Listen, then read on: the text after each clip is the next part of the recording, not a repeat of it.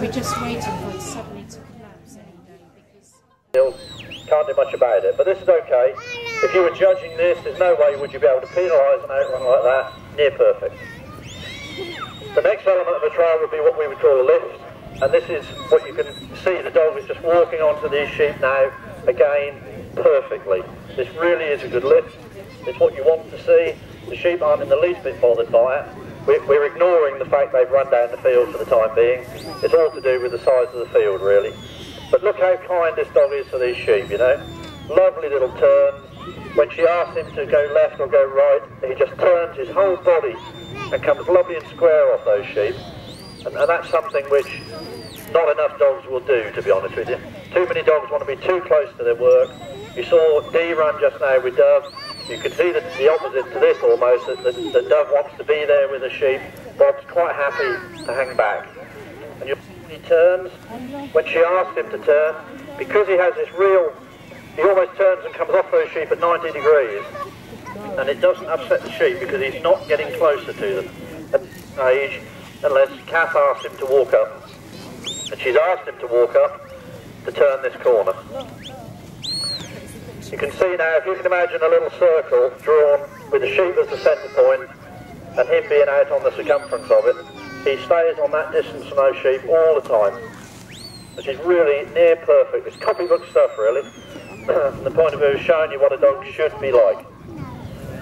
But you can see he started his drive, and he started it extremely well. And it looks like he's probably going to try and put these sheep back through the fetch gate,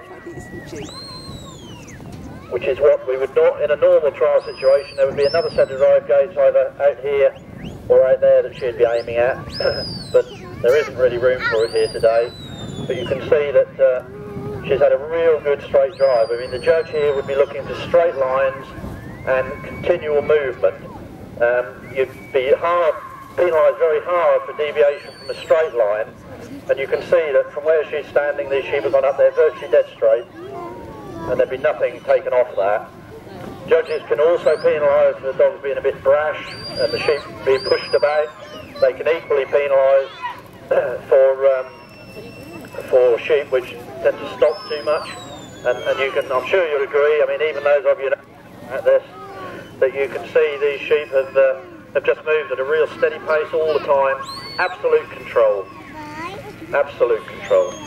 This is the equivalent of what we would call cross-driving, which is working sort of parallel to where the handler stands, really.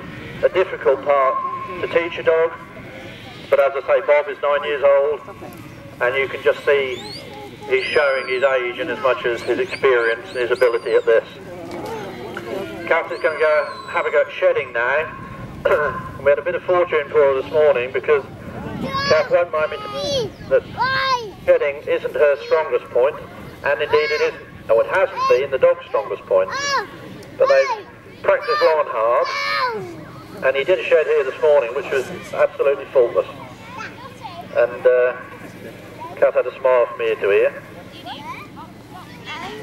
There you can see there's nothing wrong with that at all.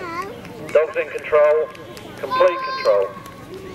But we laughed this morning with Kath because we said it's never as good as that when she's in a competition and somebody's judging it. So perhaps when the pressure's off, she finds it a little easier.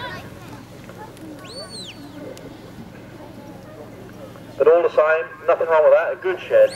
And Kath will now put these sheep back together, and she'll make her way to the pen. You can see there that Kath is telling this dog to lie down, and he's not. Now, she would much rather he'd just stopped rather than pushed on, but all the same, she doesn't particularly want him to lie down, she just wants him to stop. She knows that if you're having trouble stopping your dog, especially a dog as good as this, the best thing to do is just send him on a little flank, because he won't upset them, so he's better off moving sideways and keep walking on towards them. But that's made look easy, isn't it? Well done, Cap.